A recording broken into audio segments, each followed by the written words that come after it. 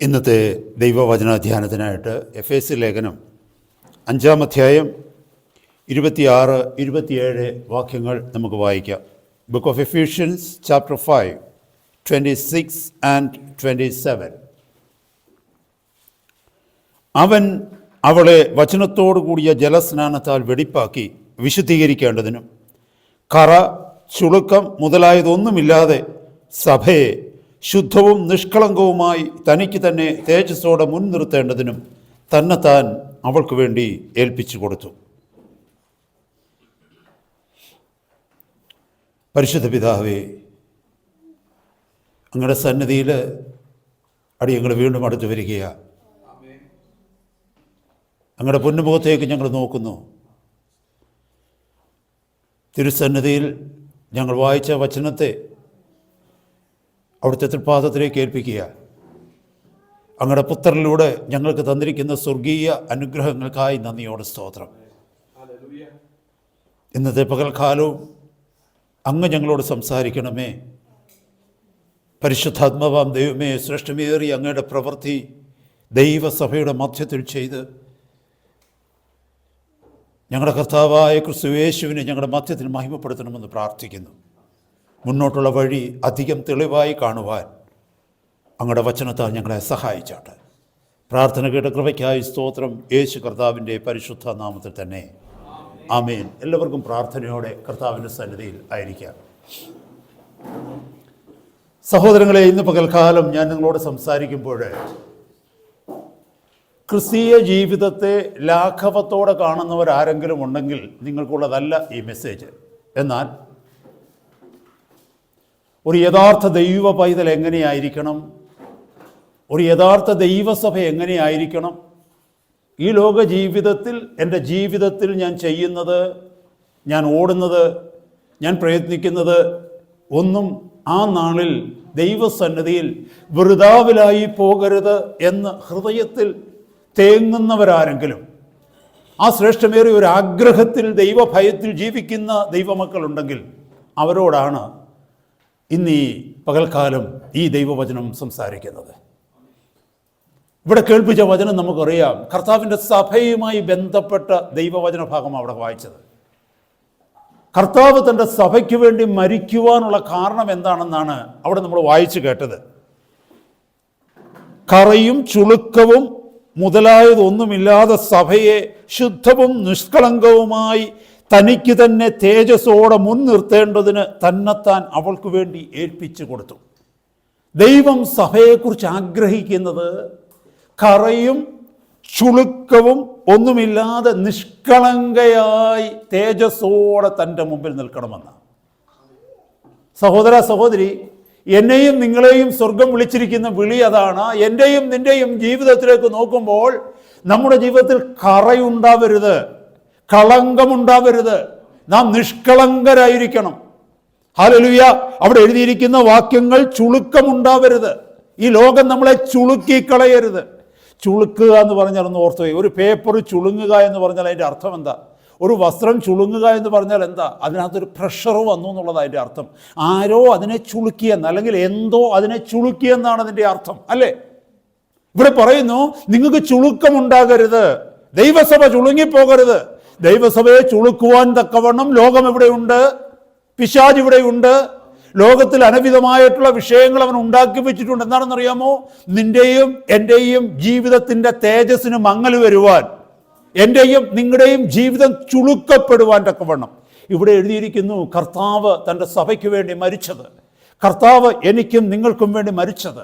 ആ നാളിൽ കർത്താവിൻ്റെ സന്നിധിയിൽ നാം നിൽക്കുമ്പോൾ, ഹല്ലേലൂയ, ഇവിടെ എഴുതിയിരിക്കുന്ന പ്രകാരം, പ്രൈസ് ഗാഡ്, കറയോ ചുളുക്കമോ വാട്ടമോ മാലിന്യങ്ങളോ ഒന്നുമില്ലാതെ തേജസ്സോടെ നിൽക്കുന്ന ഒരു സഭയെ തനിക്ക് വേണ്ടി കരുതുവാൻ തക്കവണ്ണമാണ്. എന്താണ് ഒരു ദൈവസഭയുടെ മുഖമുദ്ര? What are the hallmarks of a true church? അനേക ദൈവദാസന്മാർ ഈ മെസ്സേജ് യൂട്യൂബിൽ കേൾക്കുന്നുണ്ട്. പലരും എനിക്ക് അഭിപ്രായങ്ങൾ എഴുതാറുണ്ട്. ഹല്ലേലൂയ. ദൈവദാസന്മാരെ, എനിക്ക് നിങ്ങളോട് പറയാനുള്ളത്, ദൈവം നിങ്ങളെ ഏൽപ്പിച്ചിരിക്കുന്ന ഒരു ജനത്തിൻ്റെ മധ്യത്തിൽ നിങ്ങൾ ദൈവസഭയ്ക്ക് വേണ്ടി അധ്വാനിക്കുമ്പോൾ, ദൈവസഭ പണിയുമ്പോൾ എത്തരത്തിലുള്ള ഒരു ദൈവസഭയാണ് നിങ്ങൾ പണിതെടുക്കണമെന്ന് ദൈവം ആഗ്രഹിക്കുന്നത് എന്ന് ഇന്നത്തെ പകൽക്കാലം ഈ വചനത്തിലൂടെ മനസ്സിലാക്കും. ദൈവജനമേ, ഹല്ലേലൂയ, ഞാനും നിങ്ങളും കർത്താവിൻ്റെ സഭയുടെ പണിക്കാരാണ്, കർത്താവിൻ്റെ സഭയുടെ ഭാഗമാണ്, കർത്താവിൻ്റെ സഭയിലെ ഓരോ കല്ലുകളാണ്. ഒരു മന്ദിരം അല്ലെങ്കിൽ ഒരു ബിൽഡിംഗ് പണിയുമ്പോൾ അതിനകത്തെ ഓരോ ഇഷ്ടികയ്ക്കും പങ്കുള്ളതുപോലെ, ഓരോ ബ്രിക്കിനും പങ്കുള്ളതുപോലെ എനിക്കും നിങ്ങൾക്കും ദൈവസഭയുടെ പണിയിൽ പങ്കുണ്ട്.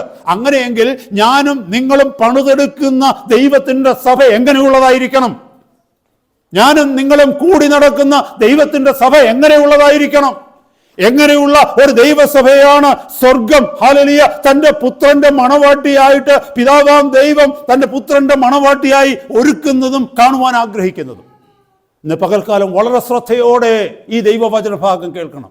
ഇതുവരെയുള്ള മെസ്സേജുകൾ ഒന്നും നിങ്ങൾ ശ്രദ്ധിച്ചിട്ടില്ലെങ്കിലും ഇന്ന് പകൽക്കാലം കേൾക്കുന്ന ഈ മെസ്സേജ് നിങ്ങൾ ശ്രദ്ധിക്കണം. Praise God.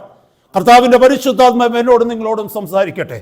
ഞാൻ ഈ ലോകത്തിലേക്ക് കണ്ണു തുറന്നു നോക്കുമ്പോൾ, ഹല്ലേലൂയ, ദൈവസഭയുടെ മധ്യത്തിലേക്ക് കണ്ണു തുറന്നു നോക്കുമ്പോൾ, ചുറ്റുപാടും കർത്താവിന്റെ നാമത്തിൽ നടക്കുന്നു എന്ന് പറയുന്ന ശുശ്രൂഷകളിലേക്ക് കണ്ണു തുറന്നു നോക്കുമ്പോൾ, ഞാൻ കർത്താവിന്റെ സന്നിധിയിൽ ചെയ്യുന്ന, കർത്താവ് എന്നെ ഏൽപ്പിച്ചിരിക്കുന്ന ഉത്തരവാദിത്തങ്ങളിലേക്ക് ഞാൻ നോക്കുമ്പോൾ എൻ്റെ ഹൃദയത്തിലേക്ക്, ഹല്ലേലൂയ, കടന്നു വന്ന ചില ചിന്തകളാണ് ഇന്നത്തെ പകൽക്കാലം ദൈവത്തിൻ്റെ സഭയോട് ഷെയർ ചെയ്യുവാൻ തക്കവണ്ണം ഞാൻ ആഗ്രഹിക്കുന്നത്.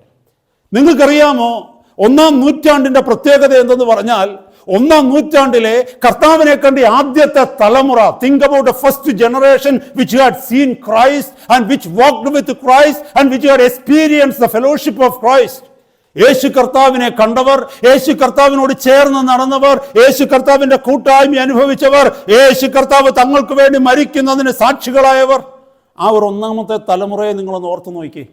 അവർ കർത്താവിൻ്റെ വഴികളിൽ വ്യക്തമായി, ഗൗരവത്തോടെ, ദൈവഭയത്തോടെ, പ്രത്യാശയോടെ തങ്ങളെ തന്നെ സൂക്ഷിച്ച് കർത്താവ് പറഞ്ഞ ഓരോ വാക്കുകളും ഹല്ലേലൂയ മുഖവിലയ്ക്ക് എടുത്തുകൊണ്ട് തങ്ങളുടെ ജീവൻ പോലും പണയപ്പെടുത്തി കർത്താവിൻ്റെ വചനത്തിനു വേണ്ടിയും കർത്താവിന് വേണ്ടിയും ജീവിച്ചു. അതിൻ്റെ തെളിവാണ് കർത്താവ് പറഞ്ഞു, നിങ്ങൾ ഉയരത്തിൽ നിന്ന് ശക്തി ധരിക്കുവോളം ഈ നഗരത്തിൽ തന്നെ പാർപ്പീൻ എന്ന് പറഞ്ഞപ്പോൾ അവർ ഒരുമിച്ച് കാത്തിരുന്നത് നമുക്ക് അപ്പോസ്തല പ്രവൃത്തിക്കകത്ത് കാണുവാനായിട്ട് കഴിയും. 1-2 അധ്യായങ്ങളിൽ അവർ കാത്തിരുന്നു. ഉയരത്തിൽ നിന്നുള്ള ശക്തി അവരുടെ മേലേക്ക് ഇറങ്ങി വന്നു. അവരെ കർത്താവ് ഏൽപ്പിച്ച വേല ചെയ്യുവാൻ തക്കവണ്ണം അവരായിരുന്ന നഗരത്തിൽ നിന്ന് ഓരോരുത്തരായി ലോകത്തിന്റെ നാനാഭാഗങ്ങളിലേക്കും പുറപ്പെട്ടു പോയി. ആ 1-ാം തലമുറയിലേക്ക് നോക്കിക്കഴിഞ്ഞാൽ, അല്ലെങ്കിൽ അപ്പോസ്തല പ്രവൃത്തിയുടെ ആദ്യത്തെ പേജുകളിലേക്ക് നോക്കിക്കഴിഞ്ഞാൽ യഥാർത്ഥ ദൈവസഭയെ അവിടെ കാണുവാനായിട്ട് കഴിയും. ആ ദൈവത്തിന്റെ സഭ പ്രാധാന്യം കൊടുത്തിരുന്നത് ആ സഭയ്ക്ക് വേണ്ടി ജീവനെ തന്ന ക്രിസ്തുവിന് വേണ്ടിയായിരുന്നു. അവരനുഭവിച്ച കഷ്ടപ്പാടുകൾ ക്രിസ്തുവിന് വേണ്ടിയായിരുന്നു. അവരനുഭവിച്ച നിന്ന ക്രിസ്തുവിന് വേണ്ടിയായിരുന്നു. അവർ കൊടുത്ത വില ക്രിസ്തുവിന് വേണ്ടിയായിരുന്നു. അവർ സഹിച്ച പരിഹാസങ്ങൾ ക്രിസ്തുവിന് വേണ്ടിയായിരുന്നു. അവരിൽ അനേകരും, ഹല്ലേലൂയ, വ്യക്തമായിട്ടൊന്ന് ശ്രദ്ധിച്ചു നോക്കിക്കഴിഞ്ഞാൽ ഒരു വലിയ ഭാഗമേ, lion part of them were killed, അവരിൽ ഒരു വലിയ ഭൂരിപക്ഷം പേരും മരിച്ചു. നമുക്കറിയാം, മരിക്കുകയല്ലായിരുന്നു, അവരെ കൊല്ലുകയായിരുന്നു ചെയ്തത്. They all had to pay a price to stand in faith.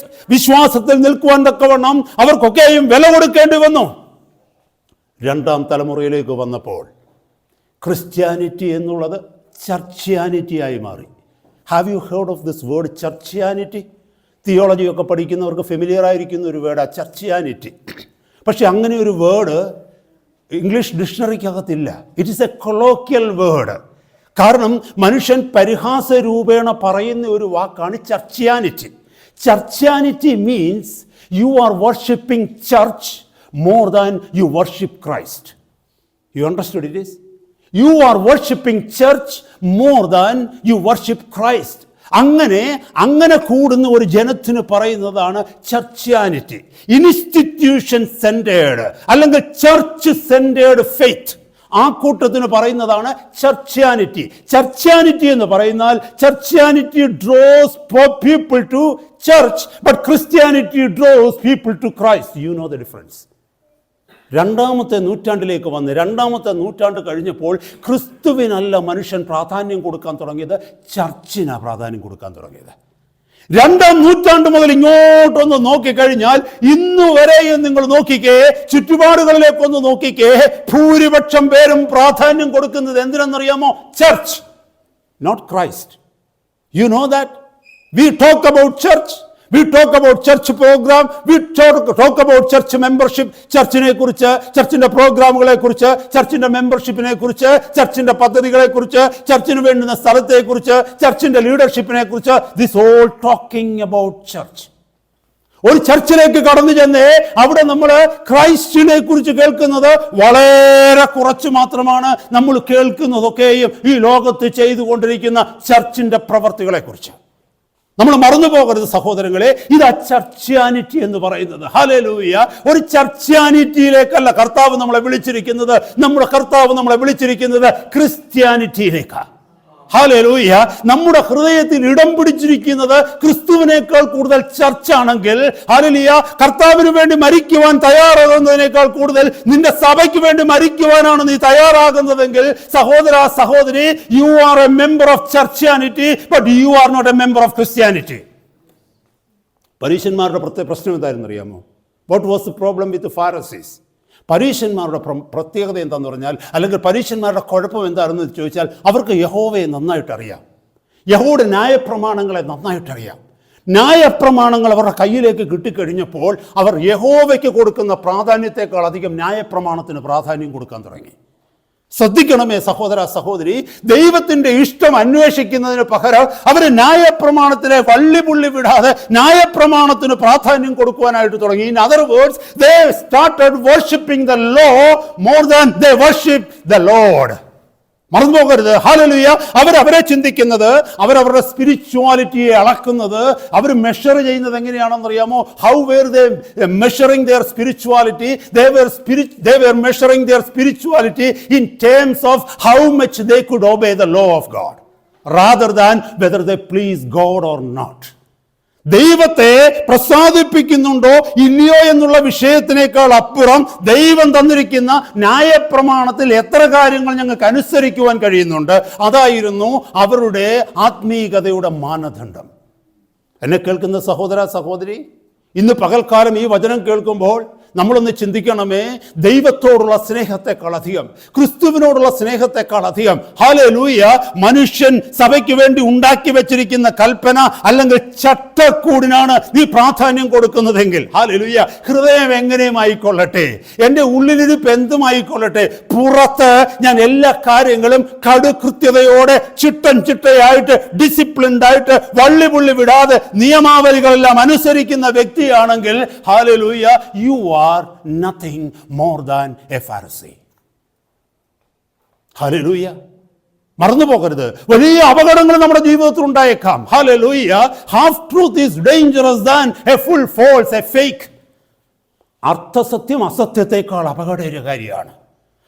ഇന്നേക്കൊരു 400 വർഷങ്ങൾക്ക് മുമ്പ്, almost 400 years ago from today, from now, നിങ്ങൾക്കറിയാമോ, ഇറ്റലിയിൽ ഗലീലിയോ എന്ന് പറയുന്ന ഒരു ആസ്ട്രോണമർ ജീവിച്ചിരുന്നു, ഒരു ജ്യോതിശാസ്ത്രജ്ഞൻ. ഗലീലിയോ എന്ന് പറഞ്ഞൊരു ശാസ്ത്രജ്ഞൻ, ഒരു ജ്യോതിശാസ്ത്രജ്ഞൻ ജീവിച്ചിരുന്നു.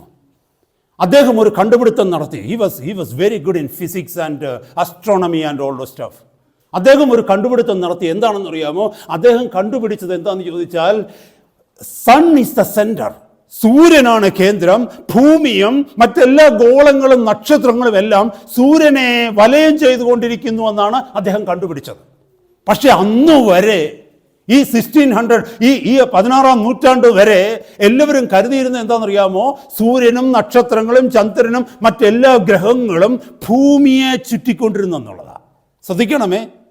Up until there, earth was the center, but Galileo found out that earth is not the center, sun is the center. ഭൂമിയല്ല കേന്ദ്രം, സൂര്യനാണ് കേന്ദ്രമെന്ന് ആര് പറഞ്ഞു? ഗലീലിയോ പറഞ്ഞു. നിങ്ങൾക്കറിയാമോ, റോമൻ കാത്തലിക് ചർച്ച് അതൊരു ഹെറസിയായിട്ട് ഏറ്റെടുത്തു. എന്ന് പറഞ്ഞാൽ സഭയ്ക്കെതിരെയുള്ള ഒരു ഭിന്നതയായിട്ട്, ഒരു ദുരുപദേശമായിട്ട് അതിനെ ഏറ്റെടുത്തു. സഭയുടെ ചട്ടക്കൂടിന്റെ വെളിയിൽ നിന്ന് അവർ ചിന്തിക്കുവാൻ തുടങ്ങി. കാരണം എന്നാന്ന് ചോദിച്ചു കഴിഞ്ഞാൽ, അവർ പറഞ്ഞത് ഞങ്ങളുടെ മതമേതാ മേലധ്യക്ഷന്മാരത് വിശ്വസിക്കുന്നില്ല, പോപ്പ് അത് വിശ്വസിക്കുന്നില്ല, ഞങ്ങൾ ആരും അത് വിശ്വസിക്കുന്നില്ല. എവിടെയോ കിടന്ന് ഒരുത്തന് ഒരു ദിവസം എണീറ്റ് നിന്നുകൊണ്ട് പറയുകയാണ്, അവൻ പറയുന്ന ചില പ്രൂഫുകളുടെ അടിസ്ഥാനത്തിൽ, കാണാത്ത ചില പ്രൂഫുകളുടെ അടിസ്ഥാനത്തിൽ he is coming out with a new ideology saying that earth is no more the center, sun is the center. അതായത് ഭൂമിയല്ല കേന്ദ്രം, സൂര്യനാണ് കേന്ദ്രം എന്ന് പറഞ്ഞാൽ അവർക്ക് ഒരിക്കലും സമ്മതിക്കുവാൻ കഴിഞ്ഞില്ല. അവരെന്ത് ചെയ്യുന്നറിയാമോ? they forced him to recant it. താൻ പറഞ്ഞ തത്വത്തെ പിൻവലിക്കുവാൻ തക്കോണം അദ്ദേഹത്തെ ഫോഴ്സ് ചെയ്തു. അദ്ദേഹം അത് ഫോഴ്സ്ഡായി. he took it back. At the same time, from there on, he was under a house arrest. പബ്ലിക്കായിട്ടൊരു സ്ഥലത്ത് പോയി പ്രസംഗിക്കുവാനോ പ്രബന്ധങ്ങൾ അവതരിപ്പിക്കുവാനോ ക്ലാസ്സുകൾ എടുക്കുവാനോ സഭ അദ്ദേഹത്തെ വിലക്കി. അന്നു മുതൽ വീട്ടുതടങ്കലിലായിരുന്നു ആ മനുഷ്യൻ മരിക്കുന്നത് വരെയും. ആര്? ഗലീലിയോ. പക്ഷെ today we know Roman Catholic church was wrong. Every single human being lived in that world at that time were wrong except Galileo. Galileo ഒഴികെ ആ നാട്ടില് ഈ ലോകത്തിൽ ജീവിച്ചിരുന്ന സകല മനുഷ്യരും ആ ഗലീലിയോയെ ശിക്ഷയ്ക്ക് വിധിച്ച റോമൻ കാത്തലിക് ചർച്ചും തെറ്റാണെന്ന് ഇന്ന് നമുക്കറിയാം. സൂര്യനാണ് കേന്ദ്രം. ഈ ലോകത്തുള്ള സകലതും ഈ ഭൂമിയും ഗോളങ്ങളും നക്ഷത്രങ്ങളും ഗ്രഹങ്ങളും എല്ലാം തന്നെ സൂര്യനെയാണ് ചുറ്റുന്നതെന്ന് സയൻസ് കണ്ടുപിടിച്ചു. ഇന്ന് ആർക്കും അതിന് സംശയമില്ല. ഞാൻ പറയാൻ വരുന്നതിൻ്റെ പോയിന്റ് എന്താണെന്നറിയാമോ? ഇത്രയോ നൂറുകണക്കിന് വർഷങ്ങളിൽ ഗലീലിയോ അത് കണ്ടുപിടിക്കുന്നത് വരെ ലോകം തെറ്റായി വിശ്വസിച്ചിരുന്നു. അതിനകത്തത് തെറ്റാണെന്ന് പറയുവാൻ തക്കവണ്ണം ദൈവവചനത്തിൽ പോലും ഒരു തെളിവില്ലായിരുന്നെന്ന്. ദൈവവചനത്തിൽ പോലും അവരൊരു തെളിവ് കണ്ടുപിടിച്ചില്ല ഞങ്ങൾ വിശ്വസിക്കുന്നതൊക്കെ തെറ്റാണെന്ന്. ദൈവവചനത്തിൽ നിന്ന് ഒരാൾക്കെടുത്ത് കാണിക്കുവാൻ കഴിഞ്ഞില്ല. അത് ഇവിടെ പറഞ്ഞിരിക്കുന്നത് പോലെ ഭൂമിയല്ല കേന്ദ്രം, സൂര്യനാണെന്ന് പറയുവാൻ തക്കവണ്ണം ദൈവവചനത്തിൽ നിന്ന് പോലും ഒരു തെളിവെടുത്ത് കാണിക്കുവാൻ തക്കവണ്ണം കഴിഞ്ഞില്ല. ദൈവവചനത്തിൽ നിന്ന് ഒരു തെളിവെടുത്ത് കാണിക്കുവാൻ കഴിയാഞ്ഞത് കൊണ്ട് അവർ വിശ്വസിച്ചിരുന്നതൊക്കെ ശരിയാണെന്ന് തോന്നുന്നു? അല്ല. ഞാനൊരു കാര്യം പറയട്ടെ. 16-ാം നൂറ്റാണ്ടിൽ ഗലീലിയോ കണ്ടുപിടിച്ച സത്യം സൂര്യനെ ഗോളങ്ങളെല്ലാം ചുറ്റുന്നു, ഭൂമിയെ അല്ല. ഭൂമി ഉൾപ്പെടെ എല്ലാ ഗോളങ്ങളും എല്ലാ നക്ഷത്രങ്ങളും എല്ലാ ഗ്രഹങ്ങളും സൂര്യനെ ചുറ്റുന്നുവെന്ന് ഇന്ന് നമ്മൾ വിശ്വസിക്കുമ്പോൾ ആ വിശ്വാസത്തെ എതിർക്കുന്നത് എന്തെങ്കിലും വചനത്തിലുണ്ടോ? അതുമില്ല. സഹോദരങ്ങളെ, ഞാൻ എന്തിനാ ഇത് പറഞ്ഞു എന്ന് ചോദിച്ചാലേ, ഹല്ലേലൂയ, പണ്ട് ഭൂമിയായിരുന്നു കേന്ദ്രം, സൂര്യൻ അതിനെ ചുറ്റുന്നു എന്ന് പറഞ്ഞു. ഇന്ന് സൂര്യനാണ് കേന്ദ്രം, ഭൂമി അതിനെ ചുറ്റുന്നു എന്ന് കണ്ടുപിടിച്ചു.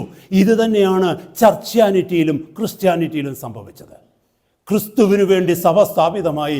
എന്നാൽ ഇന്ന് മനുഷ്യൻ ചിന്തിക്കുന്നത് സഭയ്ക്ക് വേണ്ടിയാണ് ക്രിസ്തു സ്ഥാപിതമായതെന്ന്. You understood what it is? കേന്ദ്രം മാറിപ്പോയി.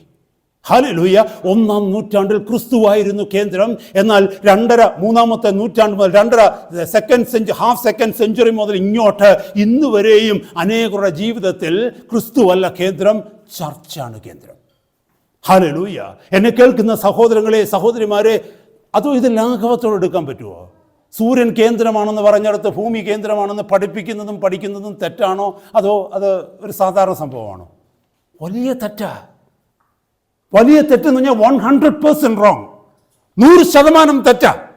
അങ്ങനെയാണെങ്കിൽ ക്രിസ്തു ഇരിക്കേണ്ടിടത്ത് സഭയാണ് നിന്റെ ഹൃദയത്തിലിരിക്കുന്നത് എങ്കിൽ അത് സാരമില്ലാത്തൊരു വിഷയമാണോ? അല്ല, 100% റോങ്, 100% തെറ്റാണ്. നീ അങ്ങനെയാണ് ജീവിക്കുന്നതെങ്കിൽ, അങ്ങനെയാണ് നിന്റെ ശുശ്രൂഷകൾ മുന്നോട്ട് നയിക്കുന്നതെങ്കിൽ, ആ നാളിൽ കറയും ചുളുക്കവും വാട്ടവും മാലിന്യവും നിഷ്കളങ്കവുമായിട്ടുള്ള, ഹല്ലേലൂയ, വാട്ടവും മാലിന്യവും ഇല്ലാത്ത നിഷ്കളങ്കയായി സഭ നിൽക്കുന്നതിന് പകരം ഇതെല്ലാമുള്ള ചുളുക്കമുള്ള കറയുള്ള വാട്ടമുള്ള മാലിന്യമുള്ള ഒരു സഭയായി ഒരു ജനമായി നമ്മൾ ദൈവസന്നിധിയിൽ നിൽക്കേണ്ടി വരും. ഇന്നത്തെ പകൽക്കാലം നമ്മൾ വളരെ ശ്രദ്ധയോടെ ഈ വിഷയം ഒന്ന് പഠിക്കാൻ പോവുകയാണ്. ആക്ച്വലി എന്താണ് ചർച്ച് മീൻസ്? എന്താണ് സഭ എന്ന് പറഞ്ഞ് കഴിഞ്ഞൊരു ദിവസം ഞാൻ പറഞ്ഞതുപോലെ സഭ എന്നുള്ളതിൻ്റെ ഗ്രീക്ക് വേർഡ് എക്ലേസിയ എന്നാണ്. എക്ലേസിയ എന്ന് പറഞ്ഞാൽ 2 ഗ്രീക്ക് വാക്കുകളുടെ കോമ്പിനേഷനാണ്. 2 ഗ്രീക്ക് വാക്കുകൾ ചേർത്ത് പറയുന്നതാണ് സഭ എന്ന് പറയുന്ന എക്ലേസിയ. ഒന്ന് കെലിയോ എന്ന് പറഞ്ഞാൽ ടു കോൾ. അതിനൊരു പ്രിഫിക്സ് ഇട്ടിരിക്കുന്നു എക്ക എന്ന് പറഞ്ഞാൽ ഔട്ട്. ഇത് രണ്ടും കൂടെ ചേരുമ്പോൾ ecclesia means the community of the called out ones. വിളിക്കപ്പെട്ടവരുടെ കൂട്ടമെന്നാണ് ദൈവസഭയുടെ മലയാളാർത്ഥം. വിളിക്കപ്പെട്ടവരുടെ കൂട്ടമാണ് ഹല്ലേലൂയ ദൈവത്തിൻ്റെ സഭയെന്ന് പറയുന്നത്. അപ്പോൾ ദൈവത്തിൻ്റെ സഭയിലേക്ക് ഞാനും നിങ്ങളും കടന്നു വന്നിട്ടുണ്ടെങ്കിൽ അത് കർത്താവ് വിളിച്ചുകൊണ്ട് മാത്രമാണ് വന്നത്. കർത്താവ് ആരിലൂടെ വിളിച്ചു? ക്രിസ്തുവിലൂടെ വിളിച്ചു. എന്തിനു വേണ്ടി വിളിച്ചു? ക്രിസ്തുവിന്റെ മണവാട്ടിയാവുക കോണം വിളിച്ചു. ഹല്ലേലൂയ. നമ്മുടെ ഭാവി എന്തെന്ന് ചോദിച്ചാൽ ക്രിസ്തുവിനോടുകൂടെ അനന്തയുഗങ്ങൾ ക്രിസ്തു ആയിരിക്കുന്നിടത്ത് നാം വാഴണം. അതാണ് നമ്മളെ കുറിച്ച് വിളിച്ചിരിക്കുന്ന പദ്ധതി. Price God. ഹല്ലേലൂയ. ഞാൻ ക്രിസ്തുവിനുള്ളവനാണെന്ന്, ഞാൻ ക്രിസ്തുവിനുള്ളവളാണെന്ന്, ഞാൻ ഈ ലോകത്തിനുള്ളതല്ല, ഈ ലോകക്കാർക്കുള്ളതല്ല, അല്ലെങ്കിൽ ഈ ലോകത്തിന്റെ അവസ്ഥയിൽ നിന്ന്, പാപത്തിന്റെ വഴികളിൽ നിന്ന്, അല്ലെങ്കിൽ പാരമ്പര്യ ബന്ധനത്തിൽ നിന്ന് കർത്താവിനെ വിളിച്ചിട്ട് വേറൊരു കൂട്ടത്തിലാക്കി ഹല്ലേലൂയ എന്നെ ചേർത്ത് വെച്ചെങ്കിൽ ഞാൻ ദൈവസഭയ്ക്കുള്ള ആളാണ്, അല്ലെങ്കിൽ ഞാൻ ക്രിസ്തുവിനുള്ള ആളാണ്. അങ്ങനെയാണെങ്കിൽ എൻ്റെ ലക്ഷ്യം ക്രിസ്തുവിലേക്കാണ്. ഹല്ലേലൂയ. ക്രിസ്തു പറഞ്ഞതിലേക്കാണ്. എൻ്റെ മാനദണ്ഡം, എൻ്റെ മാർഗദർശിക എന്ന് പറയുന്നത് ക്രിസ്തു പഠിപ്പിച്ചിരിക്കുന്ന ഉപദേശങ്ങളാണ്.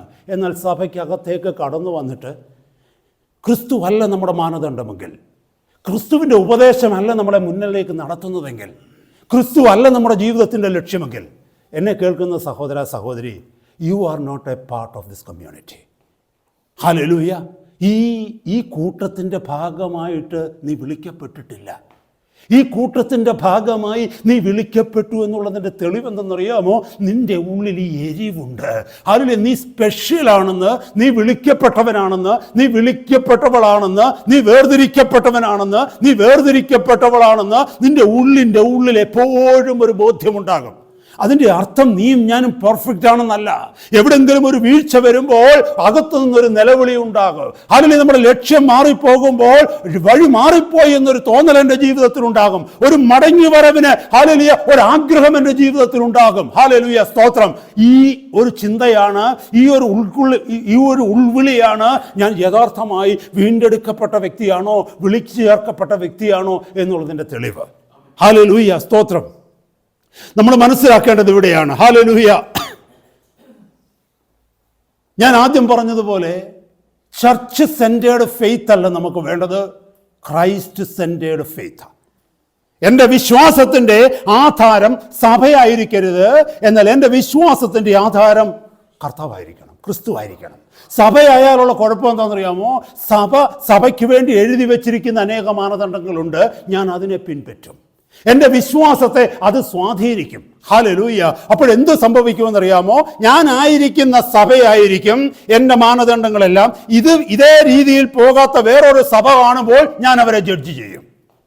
എന്നാൽ ക്രിസ്തുവാണ് എൻ്റെ മാനദണ്ഡമെങ്കിൽ, ക്രിസ്തുവാണ് എൻ്റെ കേന്ദ്രമെങ്കിൽ, ക്രിസ്തുവിനെ ലക്ഷ്യമാക്കിയാണ് ഞാൻ പോകുന്നതെങ്കിൽ, if my faith is centred in Christ, അപ്പോൾ ഞാൻ എന്ത് ചിന്തിക്കുമെന്നറിയാമോ? ഈ ലോകത്തിൽ എവിടെയൊക്കെ ക്രിസ്തുവിനെ കേന്ദ്രമാക്കി ആരൊക്കെ ജീവിക്കുന്നുവോ, ആരൊക്കെ പോകുന്നുവോ, ആരൊക്കെ കൂടുന്നുവോ, അവരെല്ലാം എൻ്റെ ഫാമിലിയിലെ, എൻ്റെ കുടുംബത്തിലെ അംഗങ്ങളാണെന്ന് എനിക്ക് വിശ്വസിക്കുവാനായിട്ട് കഴിയും. I hope you understand the danger of being church centred. സഭ കേന്ദ്രീകൃതമായ ഒരു വിശ്വാസത്തിന് നമ്മൾ അടിമപ്പെട്ടു പോകുമ്പോൾ ഉണ്ടാകുന്ന അപകടത്തെക്കുറിച്ച് ഇപ്പോൾ മനസ്സിലായി എന്ന് ഞാൻ കരുതുന്നു. ഇങ്ങനെയാണ് കൾട്ടുകൾ ഉണ്ടാവുന്നത്. ഞങ്ങൾ മാത്രം ശരിയാണ്, ബാക്കി എല്ലാവരും തെറ്റാണെന്ന് പറയുന്ന കൾട്ട് ഉണ്ടാകുന്നത് അങ്ങനെയാണ്. കാരണം we become church centred, not Christ centred. Hallelujah. മുന്നോട്ടുള്ള സമയം വളരെ കുറച്ച് സമയം എടുത്തിട്ട് ഞാൻ ചില പ്രധാനപ്പെട്ട വിഷയങ്ങൾ ഈ വിഷയവുമായിട്ട് ബന്ധപ്പെട്ട് സംസാരിക്കുവാനായിട്ട് ആഗ്രഹിക്കുന്നു. ഇത് കേട്ടുകൊണ്ടിരിക്കുമ്പോൾ നാം നമ്മെ തന്നെ ശോധന ചെയ്യണം. നാം ആയിരിക്കുന്ന ഈ സഭയെ ശോധന ചെയ്യണം. യൂട്യൂബിലും കാണും, ആരെങ്കിലും എന്നെ കേൾക്കുന്നുവെങ്കിൽ നിങ്ങൾ പണിയുന്ന, അല്ലെങ്കിൽ നിങ്ങളായിരിക്കുന്ന, നിങ്ങൾ ഭാഗമായിരിക്കുന്ന നിങ്ങളുടെ സഭയെ നിങ്ങൾ ശോധന ചെയ്യണം. നിങ്ങളെ തന്നെ ശോധന ചെയ്യണം. ഈ ക്യാരക്ടറിസ്റ്റിക്സ്, ഈ ഗുണങ്ങൾ നിങ്ങളുടെ ജീവിതത്തിലില്ലെങ്കിൽ, ഈ ഗുണങ്ങൾ നമ്മുടെ ജീവിതത്തിൽ ഇവിടെ ഇല്ലെങ്കിൽ, we need to repent and come back. Hallelujah. ഈ സ്വഭാവം നമ്മുടെ ജീവിതത്തിലില്ലെങ്കിൽ, ഈ ക്യാരക്ടറിസ്റ്റിക്, ഈ ഫീച്ചേഴ്സ്, നമ്മുടെ സവിശേഷതകൾ നമ്മുടെ ജീവിതത്തിലില്ലെങ്കിൽ, ദൈവം ആഗ്രഹിക്കുന്ന രീതിയിലുള്ള ഒരു സഭയായിട്ടല്ല നാം പണിയപ്പെടുന്നത്. നമ്മുടെ ഹല്ലേലൂയ പ്രവൃത്തി മുഴുവനും ദൈവസന്നിധിയിൽ നിർജീവ പ്രവർത്തികളായി മാറും, ഡെഡ് വർക്ക്സ് ആയിട്ട് മാറും. 1 കൊരിന്ത്യർ 3-ാം അധ്യായം പഠിപ്പിക്കുന്നത് പോലെ ഹല്ലേലൂയ അന്നാളിൽ അതൊക്കെ പുല്ലും മരവും വൈക്കോലും പോലെ എരിഞ്ഞു പോകും. ഹല്ലേലൂയ. വേഗം മുന്നോട്ട് പോകുവാനായിട്ട് ഞാൻ ആഗ്രഹിക്കുകയാണ്. 5 കാര്യങ്ങളാണ് ഇതുമായി ബന്ധപ്പെട്ട് പറയുവാനായിട്ട് ആഗ്രഹിക്കുന്നത്. ഒരു സഭ യഥാർത്ഥ ദൈവസഭയാണോ, സഹോദര സഹോദരി നീ യഥാർത്ഥ വിശ്വാസിയാണോ എന്ന് തിരിച്ചറിയുവാനുള്ള മാനദണ്ഡമാണിത്. ഇത് കേൾക്കുമ്പോൾ നമുക്ക് വ്യക്തമായിട്ട് തിരിച്ചറിയുവാൻ പറ്റും, ഞാനൊരു യഥാർത്ഥ ദൈവ പൈതലാണോ, ഞാനൊരു യഥാർത്ഥ വിശ്വാസിയാണോ, ഞാൻ ഇരിക്കുന്ന സഭ ഒരു യഥാർത്ഥ ദൈവസഭയാണോ എന്ന് നമുക്ക് തിരിച്ചറിയുവാനായിട്ട് പറ്റും. നമ്പർ 1, ആ കൂട്ടത്തിനകത്ത് there must be testimony of Jesus. ഒരു കൂട്ടത്തിൽ ക്രിസ്തുവിന്റെ യേശുവിന്റെ സാക്ഷ്യം ഉണ്ടായിരിക്കണം, അല്ലെങ്കിൽ പ്രീ എമിനൻസ് ഓഫ് ക്രൈസ്റ്റ്, ക്രിസ്തുവിന് പ്രാധാന്യം കൊടുക്കുന്ന, ക്രിസ്തുവിനെ തലയായി ഉയർത്തി കാണിക്കുന്ന ഒരു കൂട്ടമായിരിക്കണം സഭ. എന്റെയും നിങ്ങളുടെയും ജീവിതത്തിൽ ആ സാക്ഷ്യം ഉണ്ടായിരിക്കണം. നിങ്ങൾക്കറിയാമോ, വെളിപ്പാട് പുസ്തകം 12-ാം അധ്യായത്തിൻ്റെ ഏറ്റവും അവസാനത്തെ വാക്യത്തിലേക്ക് 17-ാമത്തെ വാക്യത്തിലേക്ക് കടന്നു വരുമ്പോൾ അവിടെ എഴുതിയിരിക്കുന്ന ഒരു ഭാഗമുണ്ട്. പിശാച് മഹാസർപ്പം പോരാടുന്ന ഒരു കൂട്ടത്തെക്കുറിച്ച് എഴുതിയിരിക്കുന്നു. അവിടെ എഴുതിയിരിക്കുന്ന ദൈവവചനം പ്രമാണിക്കുന്നവരും യേശുവിൻ്റെ സാക്ഷ്യമുള്ളവരുമായി അവളുടെ സന്തതിയിൽ ശേഷിച്ചിരുന്നവരോട് യുദ്ധം ചെയ്യുവാൻ മഹാസർപ്പം പുറപ്പെട്ടതായിട്ട്. അപ്പൊ മഹാസർപ്പത്തിന്റെ യുദ്ധം ആരോടാണെന്നറിയാമോ? യേശുവിൻ്റെ സാക്ഷ്യമുള്ള കൂട്ടത്തോടാ. യേശുവിൻ്റെ സാക്ഷ്യമുള്ള കൂട്ടമാണ് ദൈവത്തിൻ്റെ സഭ. മറന്നു പോകരുത്, യേശുവിന്റെ സാക്ഷ്യമുള്ള കൂട്ടമാണ് ദൈവത്തിന്റെ സഭ. ദൈവത്തിന്റെ സഭയിലേക്ക് നീ ആയിരിക്കുന്ന കൂട്ടത്തിലേക്ക് കടന്നു വരുമ്പോൾ അവിടെ ഉയർത്തുന്നത് യേശുവിനെ ആയിരിക്കണം. അവിടുത്തെ പാട്ടുകൾ യേശുവിനെ കുറിച്ചായിരിക്കണം. അവിടുത്തെ മെസ്സേജുകൾ നിന്നെ യേശുവിലേക്ക് നടത്തുന്നതായിരിക്കണം. Praise God. യേശു നടന്ന വഴിയായിരിക്കണം ആ സഭ കാണിച്ചു തരുന്ന വഴി. യേശുവിരിക്കുന്ന ലക്ഷ്യത്തിലേക്കായിരിക്കണം ആ സഭ നമ്മളെ ചൂണ്ടിക്കാണിക്കുന്ന ലക്ഷ്യം. വേറെ എങ്ങോട്ടേലുമാണെങ്കിൽ അത് ഈ പറഞ്ഞിരിക്കുന്ന ദൈവത്തിൻ്റെ സഭയല്ല, മറ്റൊരു സഭയാണ്. എനിക്കറിയില്ല അത് ഏത് സഭയാണ്. നാട്ടിൽ ഒത്തിരി സഭകളുണ്ടല്ലോ, അല്ലേ? ഒത്തിരി സഭകളുണ്ടല്ലോ. ഹൈന്ദവർക്ക് സഭയുണ്ട്, ഹൈന്ദവ സഭയെന്നും പറഞ്ഞ്, ബുദ്ധമതക്കാർക്ക് സഭയുണ്ട്, മുസ്ലിങ്ങൾക്ക് സഭയുണ്ട്, എല്ലാം മഹാദർ സഭയെന്നും പറഞ്ഞ് സഭയുണ്ട്. ഒത്തിരി സഭയുണ്ട്. ആ സഭകളിൽ നിന്ന് നമ്മുടെ സഭയെ വ്യത്യസ്തമാക്കുന്ന എന്തെന്നറിയാമോ? ഇതിനെ ദൈവസഭയെന്ന് വിളിക്കും, അല്ലെങ്കിൽ ഈ പറഞ്ഞ ക്വാളിറ്റിയുള്ള കൂട്ടത്തെ ദൈവസഭകളെന്ന് വിളിക്കും. Praise the Lord. അപ്പൊ ദൈവസഭയുടെ ആദ്യത്തെ മുഖമുദ്ര എന്താണെന്ന് ചോദിച്ചു കഴിഞ്ഞാൽ pre eminence for Christ. Hallelujah. യേശുവിന്റെ സാക്ഷ്യമുള്ളവരായിരിക്കണം. ഹല്ലേലൂയ. നിങ്ങൾക്കറിയാമോ ഹൗ ഇമ്പോർട്ടൻ്റ് ഇറ്റ് ഈസ്? ക്രിസ്തുവുമായിട്ടുള്ള ബന്ധത്തിന്റെ ഇമ്പോർട്ടൻസ് എത്രയാണെന്ന് അറിയാമോ സഭയ്ക്കകത്ത്? നിങ്ങൾക്കറിയാമോ? വെളിപ്പാട് പുസ്തകം 2-ാം അധ്യായത്തിൽ എഫേസോസ് സഭയോട് ദൈവത്തിന്റെ ദൂതൻ സംസാരിക്കുന്നുണ്ട്. എഫേസോസ് സഭയുടെ ദൂതനോട് ക്രിസ്തു സംസാരിക്കുന്നുണ്ട്, യേശു സംസാരിക്കുന്നുണ്ട്. അവിടെ എന്താ പറയുന്നതെന്ന് അറിയാമോ? നിന്റെ ആദ്യ സ്നേഹം വിട്ടുകളഞ്ഞു എന്ന ഒരു കുറവ് നിന്നെക്കുറിച്ച് പറയുവാൻ എനിക്കുണ്ട്. 2-ാം അധ്യായം റെവലേഷൻ ചാപ്റ്റർ 2 വേഴ്സ് 4 and 5 അവിടെ എഴുതിയിരിക്കുന്നു, എങ്കിലും നിന്റെ ആദ്യ സ്നേഹം വിട്ടുകളഞ്ഞു എന്നൊരു കുറവ് നിന്നെക്കുറിച്ച് പറയുവാനുണ്ട്, എനിക്കുണ്ട്. നീ ഏതിൽ നിന്നു വീണിരിക്കുന്നു എന്ന് ഓർത്തു മാനസാന്തരപ്പെട്ട് ആദ്യത്തെ പ്രവൃത്തി ചെയ്യുക. അല്ല എങ്കിൽ ഞാൻ വരികയും നിന്റെ നിലവിളക്ക്. ഈ നിലവിളക്കെന്ന് പറഞ്ഞാൽ എന്താണെന്നറിയാമോ?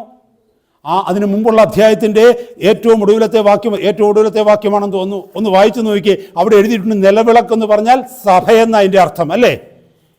അതിനു മുമ്പ് 1-ാമത്തെ അധ്യായത്തിൻ്റെ 20-ാമത്തെ വാക്യം നോക്കിയേ.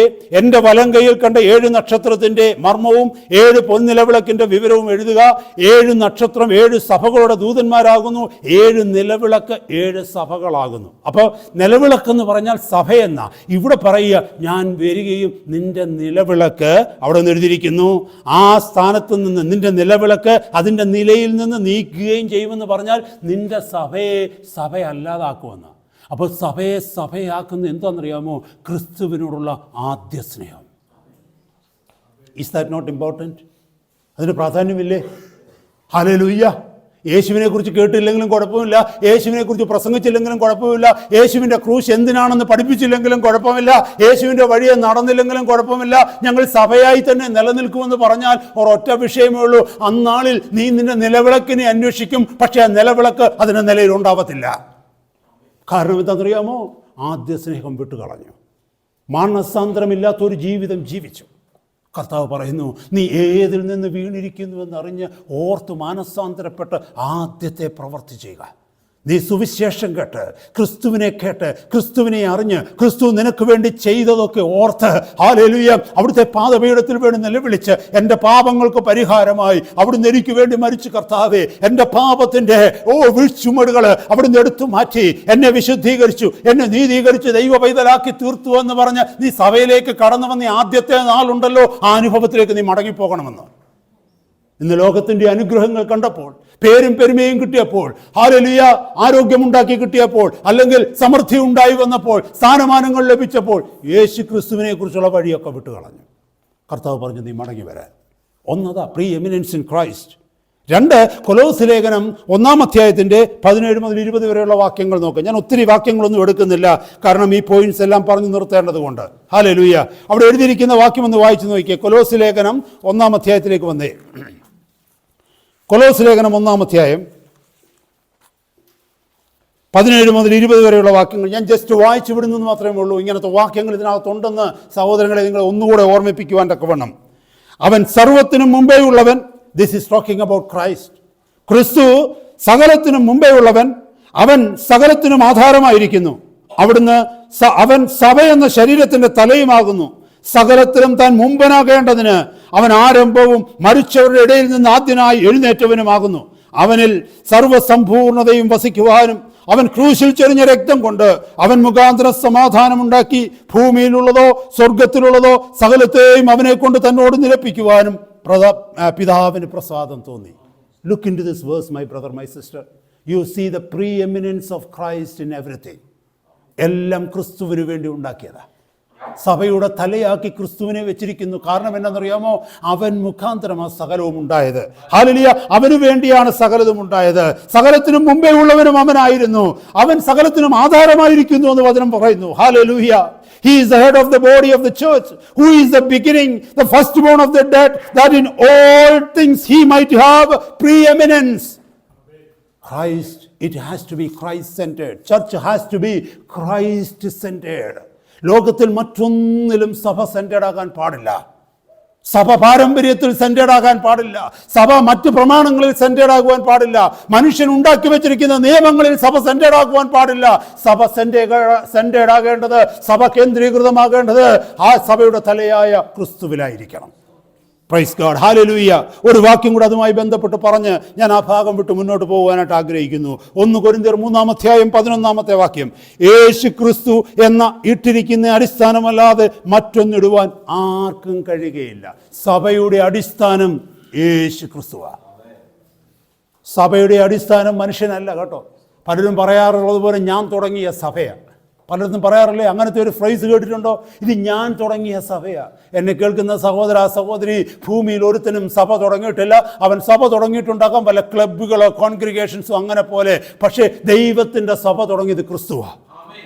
സഭയുടെ അടിസ്ഥാനം ക്രിസ്തുവാണ്. ഞാൻ തുടങ്ങിയ സഭയാണെന്ന് പറയുന്നതിന് മുമ്പ് ഒന്ന് വിറയ്ക്കണം. ഞാനാണോ ഈ സഭ തുടങ്ങിയത്?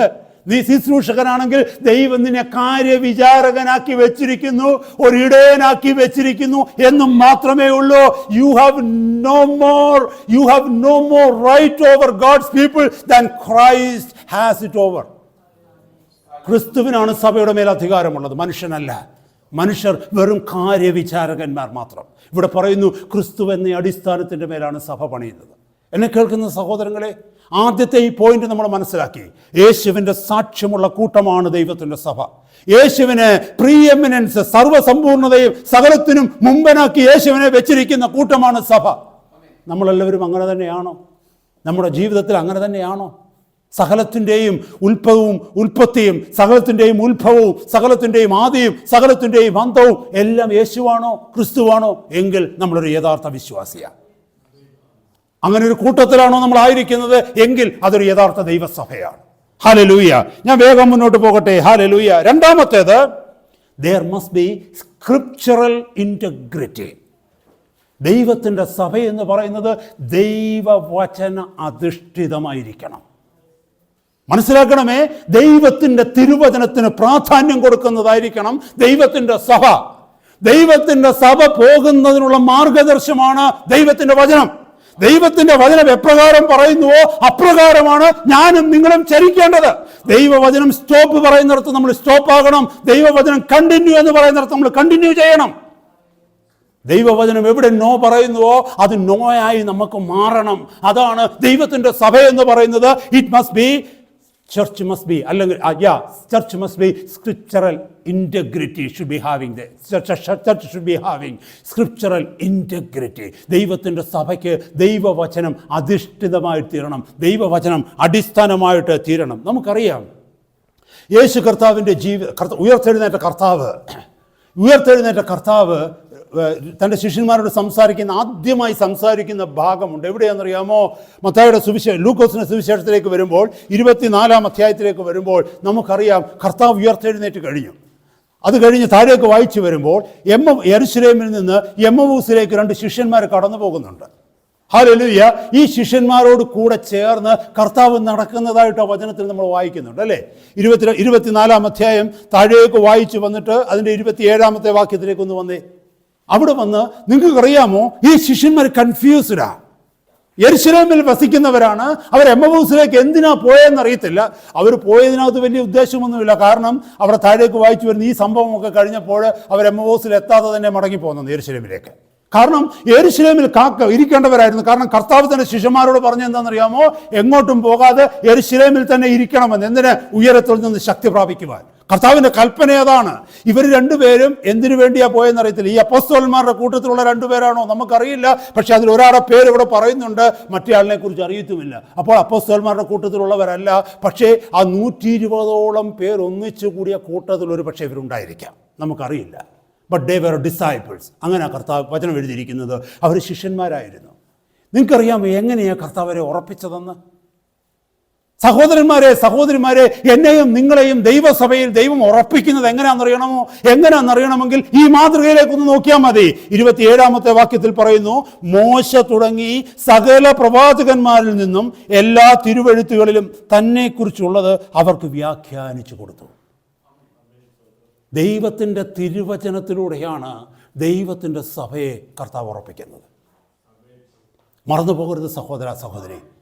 കർത്താവിൻ്റെ സഭയിലേക്ക് കടന്നു വരുമ്പോൾ മാത്രമാണ് ലോകത്തിൽ നീ കേൾക്കാത്ത ശബ്ദം നീ കേൾക്കുന്നത്.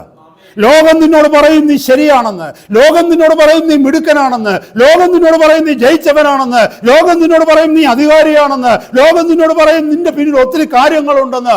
എന്നാൽ സഭയിലേക്ക് കടന്നു വരുമ്പോഴാണ് നിന്റെ മുഖത്ത് തോണ്ടിക്കൊണ്ട് ദൈവത്തിന്റെ ആത്മാവ് സംസാരിക്കുന്നത്, you are wrong from head to foot. അടി മുതൽ മുടി വരെ നീ തെറ്റാണെന്ന് നിന്നോട് സംസാരിക്കുവാൻ ധൈര്യമുള്ളത് ദൈവസഭയുടെ മധ്യത്തിൽ പരിശുദ്ധാത്മാവിന് മാത്രമേ ഉള്ളൂ. ലോകം നിന്നോട് പറയും നിന്നിൽ ഒരു കുഴപ്പവുമില്ല, നീ എല്ലാവരെക്കാളും മിടുക്കനാണെന്ന്. ദൈവത്തിന്റെ സഭയിലേക്ക് വരുമ്പോൾ പരിശുദ്ധാത്മാവ് നിന്നോട് പറയും നീ പോകുന്ന പോക്ക് നിത്യ നരകത്തിലേക്കാണെന്ന്. നീയും ഞാനും കേൾക്കേണ്ട ശബ്ദം കേൾക്കുന്നത് ദൈവത്തിന്റെ സഭയിലാണ്. അത് കേൾക്കുന്നത് എങ്ങനെ? തിരുവചനത്തിലൂടെ. തിരുവചനത്തിന് അധിഷ്ഠിതമായ ഒരു കൂട്ടമാണ് ദൈവത്തിൻ്റെ സഭ. ദൈവത്തിൻ്റെ തിരുവചനം അതിലെ കളങ്കമില്ലാതെ മായം ചേർക്കാതെ പ്രസംഗിക്കപ്പെടുന്ന ഒരു സഭയുടെ മധ്യത്തിൽ പാപികളുടെ എണ്ണം കുറയും. ഹല്ലേലൂയ. ലോകം കടന്നു വരത്തില്ല അതിൻ്റെ അകത്തേക്ക്. പിശാചിന് ആ ജനത്തിന്റെ മധ്യത്തിൽ ഒരു പിടിയുണ്ടാവത്തില്ല. ആ ജനം ദൈവഭയത്തിൽ തങ്ങളെ തന്നെ വിശുദ്ധിയിൽ തികയ്ക്കുന്ന ഒരു ജനമായിരിക്കും. അവരുടെ ലക്ഷ്യം സ്വർഗത്തിലെ ക്രിസ്തുവിരിക്കുന്ന ഇടമായിരിക്കും. അത് സംഭവിക്കണമെങ്കിൽ there must be scriptural integrity there. ദൈവവചനം അധിഷ്ഠിതമായിരിക്കണം. നിങ്ങൾക്കറിയാമോ എത്ര ലേഖനങ്ങളുണ്ട് പുതിയ നിയമത്തിൽ? How many epistles are there in the New Testament? ഇങ്ങനെ നിൽക്കുന്നില്ല, കാരണം സമയം പോയി കഴിഞ്ഞാൽ അത് പ്രശ്നമാവും. 21 ലേഖനങ്ങളുണ്ട്, 21 epistles. Out of this 21 epistles ഉണ്ട്. ഈ 21 എപ്പിസൽസ് പുതിയ നിയമത്തിൽ വെച്ചിരിക്കുന്നത് എന്തിനു വേണ്ടിയാണെന്നറിയാമോ? ദൈവത്തിൻ്റെ സഭയ്ക്ക് വേണ്ടിയാണ്. ഓരോ ലേഖനങ്ങളും നിങ്ങൾ തുടങ്ങുമ്പോൾ ഒന്ന് വായിച്ചു നോക്ക്. ഒന്നുകിൽ റോമിലുള്ള വിശുദ്ധന്മാർക്ക് എഴുതുന്നത്, അല്ലെങ്കിൽ ഗലാത്യയിലുള്ള വിശുദ്ധന്മാർക്ക് എഴുതുന്നത്, കൊരിന്തിലുള്ള വിശുദ്ധന്മാർക്ക് എഴുതുന്നത്, ഫിലിപ്പിയിലുള്ള വിശുദ്ധന്മാർക്ക് എഴുതുന്നത്, തെസലോനിക്കയിലുള്ള വിശുദ്ധന്മാർക്ക് എഴുതുന്നത് എന്ന് പറഞ്ഞാൽ 21. The Lord has written 21 letters for the church for its edification and sanctification. ദൈവത്തിൻ്റെ സഭയുടെ ശുദ്ധീകരണത്തിനും ആത്മീക വർധനയ്ക്കും വേണ്ടി 21 പുസ്തകങ്ങൾ പരിശുദ്ധാത്മാവ് എഴുതി. പക്ഷെ ലോകത്തിൻ്റെ മാനസാന്തരത്തിന് വേണ്ടി കർത്താവ് എത്ര പുസ്തകം എഴുതിയെന്നറിയാമോ? ഒരൊറ്റ ഗോസ്പൽ. അതിന് 4 പ്രതികളുണ്ട്, 4 വ്യൂസ് ഉണ്ട്. അതാണ് 4 സുവിശേഷങ്ങൾ. പക്ഷേ 4 സുവിശേഷം നോക്കിയാൽ ആക്ച്വലി ഒരു സുവിശേഷമാണ്. ഒരു സുവിശേഷം എഴുതി കോടാനുകോടി മനുഷ്യർ സഭയ്ക്കുള്ളിലേക്ക് വരുവാൻ. എന്നാൽ സഭയ്ക്കുള്ളിൽ വന്നവർ തങ്ങളെ തന്നെ വിശുദ്ധീകരിച്ച് ദൈവത്തിന്റെ നാളിന് വേണ്ടി കാത്തിരിക്കുവാൻ 21 പുസ്തകങ്ങൾ എഴുതി. Is it not important? ദൈവത്തിന്റെ വചനത്തിന് പ്രാധാന്യമില്ലേ സഹോദരങ്ങളെ? ഇന്ന് എത്ര സഭകളിൽ ലേഖനങ്ങൾ പഠിപ്പിക്കുന്നുണ്ട്? ലേഖനങ്ങൾ പഠിപ്പിക്കാത്തടത്ത് ഹല്ലേലൂയ സത്യത്തിന് പ്രാധാന്യം വരത്തില്ല. കാരണം സുവിശേഷം മാത്രം പ്രസംഗിച്ചു കൊണ്ടിരുന്നാൽ എല്ലാവരും കൃപയെ തെറ്റിദ്ധരിക്കും. മറന്നു പോകരുത്, കൃപയെ തെറ്റിദ്ധരിക്കാതിരിക്കണമെങ്കിൽ, ദൈവഭയം ഒരു വ്യക്തിയുടെ ഹൃദയത്തിന്റെ ഉള്ളിലേക്ക് വരണമെങ്കിൽ, ദൈവഭയം ഒരു സഭയ്ക്കുള്ളിലേക്ക് കടന്നു വരണമെങ്കിൽ ലേഖനങ്ങൾ പഠിപ്പിക്കണം. സഭയുടെ വളർച്ചയ്ക്ക് വേണ്ടി, സഭയുടെ ശുദ്ധീകരണത്തിന് വേണ്ടി എഴുതപ്പെട്ടതാണ് ലേഖനങ്ങൾ.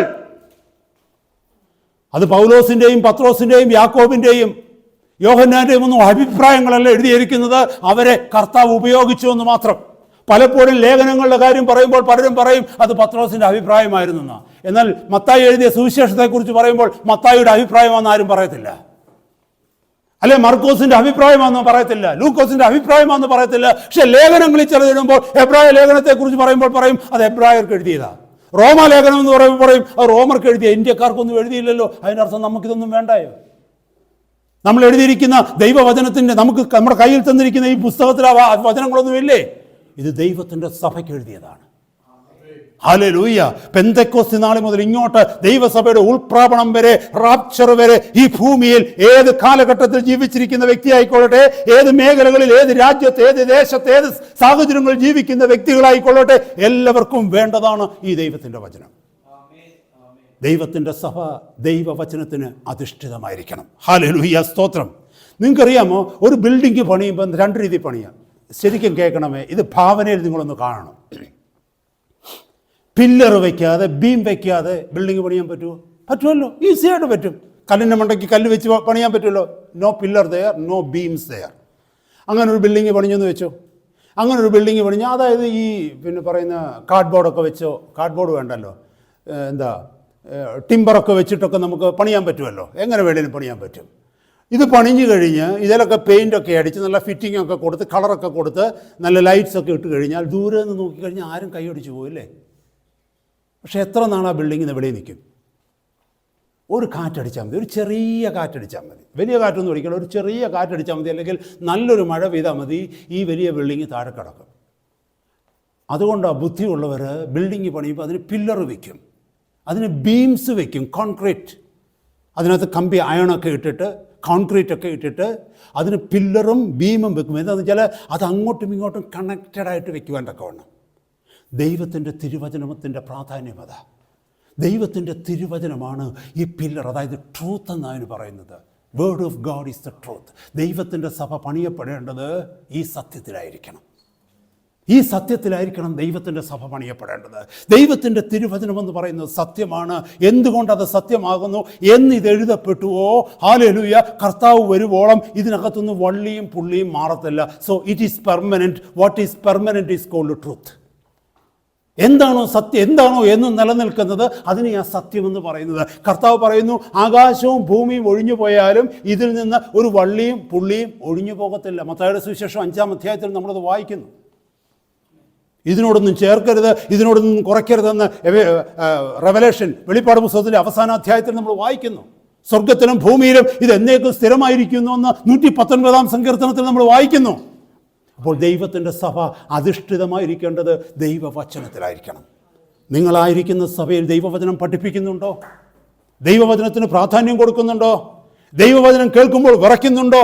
യെശയ്യാ പ്രവാചന പുസ്തകം 64-ാം അധ്യായത്തിൽ താഴേക്ക് 66-ാം അധ്യായത്തിൽ താഴേക്ക് വന്ന് 4-ാമത്തെ വാക്യത്തിൽ പറയുന്നു, അരിഷ്ടനും മനസ്സ് തകർന്നവനും എൻ്റെ വചനത്തിങ്കൽ വിറയ്ക്കുന്നവനുമായ മനുഷ്യനെ ഞാൻ കടാക്ഷിക്കും. ഹല്ലേലൂയ. മറന്നു പോകരുത് സഹോദരങ്ങളെ, ദൈവത്തിൻ്റെ തിരുവചനത്തിൻ്റെ ശക്തി അതാ. ദൈവത്തിൻ്റെ തിരുവചനത്തിന് മാത്രമേ നമ്മളെ പണിയാൻ പറ്റൂ. ഹല്ലേലൂയ. നമ്മളെ മാനസാന്തരത്തിലേക്ക് നയിക്കുവാൻ ദൈവത്തിൻ്റെ വചനത്തിനെ പറ്റൂ. അനേക സഭകളിൽ പ്രശ്നങ്ങൾ ഉണ്ടാകുന്നത് സഹോദരന്മാരും സഹോദരന്മാരും അല്ലെങ്കിൽ അവർക്ക് ചേർന്നിരിക്കുവാൻ കഴിയാത്തത്, സഭയിൽ ദൈവം വെച്ചിരിക്കുന്ന അധികാരത്തിന് മറ്റുള്ളവർ കീഴ്പ്പെടാത്തതിൻ്റെ കാരണം എന്താണെന്ന് അറിയാമോ?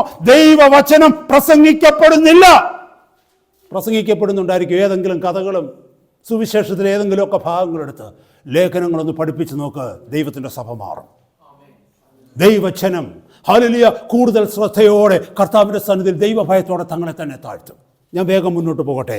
ഹോശേയ പ്രവാചകന്റെ പുസ്തകം 4-ാം അധ്യായം 6-ാമത്തെ വാക്യത്തിൽ ഇങ്ങനെ പറയുന്നു, my people are destroyed for lack of knowledge. പരിജ്ഞാനമില്ലായ്കയാൽ എൻ്റെ ജനം നശിച്ചു പോകുന്നു.